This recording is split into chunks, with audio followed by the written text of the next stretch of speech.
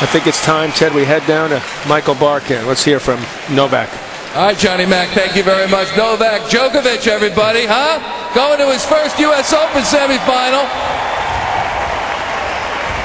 You got some friends from Serbia here. What are they cheering? Well, nobody understands that. Thank you for coming, guys. You've been a great support. Time to time, a little bit too loud, but it's okay. I hope that everybody else forgive them because they're trying to support me. After 4 hours and 44 minutes against Roddick and then another four-setter, it's nice to get out of here after 3 sets. Well, yes, it's always good to win in a straight set. You know, I knew that Carlos is a very good player, a big competitor. He was former #1. He has a lot of experience on the big matches, on the big courts. So he had a great tournament, but luckily I had played my best tennis and I had more luck in the second set tiebreak. So third set I played really well. When you get to that tiebreak, you know that a tiebreak record is 54-19. You're pretty confident going into a tiebreak. Yeah, I'm pretty good. Well, it's something, it's a magic. You know, I cannot say that I'm more stronger mentally than the other players when I get to the tiebreak, but it's certainly advantage when you see that you have such a great record. So when you're down 4-2 and all of a sudden it's 5-4, I mean you're up 4-2 and it's down 5-4, what are you saying to yourself? Put the ball in. Just put the ball in and win the point.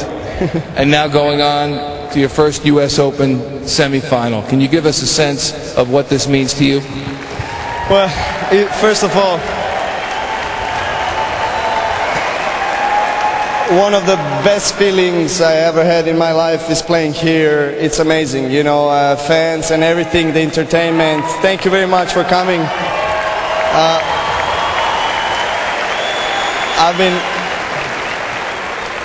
I've been playing really well this year. I had some impressive results, and especially on this surface. So I'm getting to the semifinals as a favorite against Federer, but he won against Nadal, so it's going to be a difficult match. I hope the house is going to be packed. It's going to be a nice match and atmosphere. I think the house will be pretty packed for that. It should be pretty good.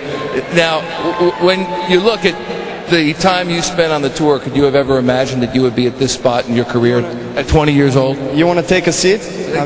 No, you want to come further out? Come, because people up there want to see you. No, because we are doing this interview already 10 minutes, so I mind if you want to take a seat and have a coffee.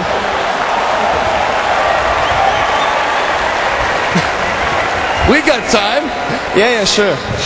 So did you ever imagine that 20 years of age that you'd be in the U.S. Open semifinals?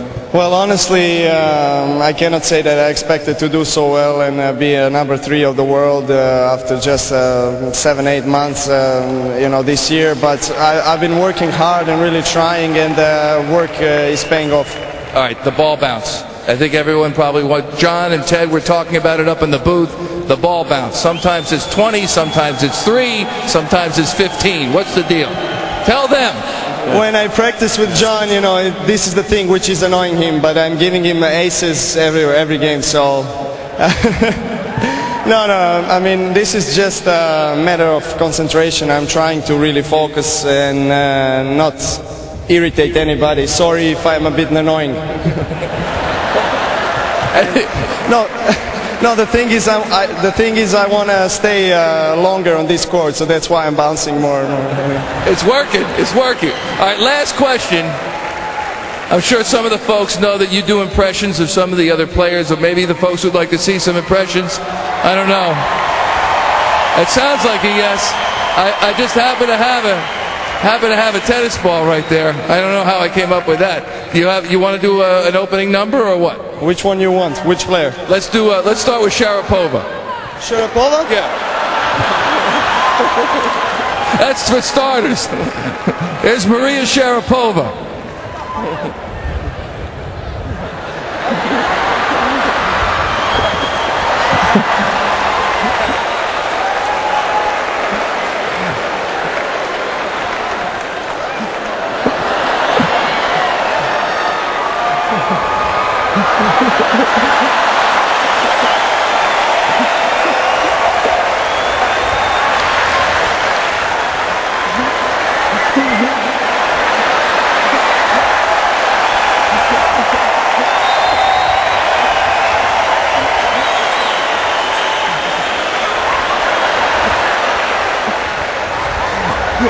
All right.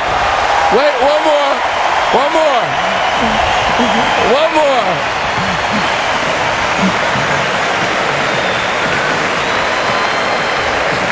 Last one, because Yana and Martina are waiting. Rafael Nadal. Rafael Nadal. Uh-oh.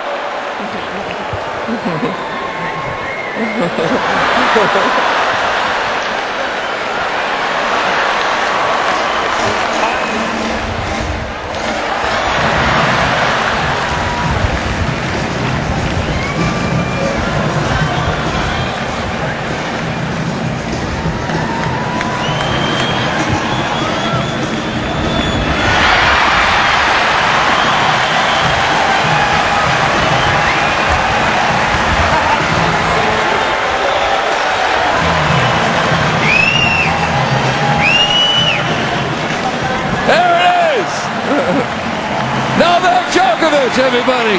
Congratulations. Way to be. Back to you. Novak. That was good. How can you not like this kid? I was concerned when it first started, but that turned out to be a big winner. Well, Good call. and it's wonderful because, during the tennis, you see a great player, but you don't see that side of him. I'll tell you, that's some good, solid imitations, too. And I got to tell you, that's as good as I've seen here. And Michael Barkan, you may have just matched Streisand right there. That's pretty good. Zen master.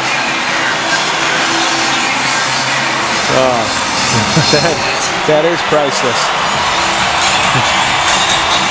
And you've seen it, John. You've had the good fortune to be around this young man in the locker room, a little bit on the court with him, and that's what I'm glad is that New York hasn't had a chance to see a lot of that from Rafa, and I'm glad they got a chance to see that from Djokovic. Got a great personality. Especially since the last couple matches have been frustrating, so that you can end it on such a high there. I mean, he gets the win, he gets to show off a little bit there. That's a nice call. And initially he was sort of, hey, when's this thing going to end? This interview, and it was good that he persevered through that. He's up there. There's the rankings. Bjorkman and him, the imitating list. He's looking like he's making Bjorkman sweating a little right now.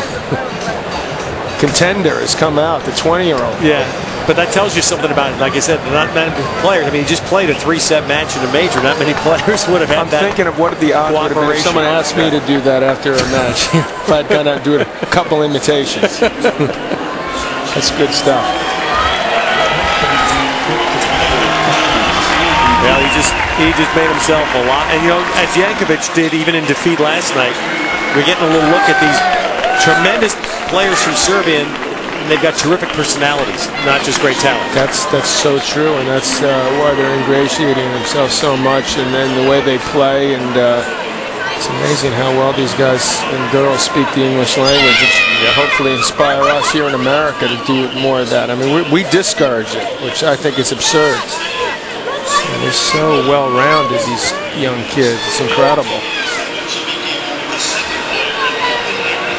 And these three players, Ivanovic, who went out a little earlier here, Jankovic last night, Djokovic playing on to the semis, that all grew up in a country riddled and torn apart by war. What they saw at such a young age, and what we see now in their still adolescent years, really, is the appreciation they have for what they're getting. And what they're earning, really, not getting, what they're earning. For a guy 20 years old, he feels like he's an awfully experienced player already that knows a lot of different ways to win. And that's why a guy like Agassi, who we had up here last night, puts him in the same breath already, because maybe a lot of you people out there don't know him as well, obviously, as Federer, Nadal, or even Roddick, but this guy is the real deal. This is don't keep it till he tugs the shorts. In U.S. Open history, this was classic. Look at the man just won a match, and you knew that he was going to bring the house down right about, a little longer. Yeah.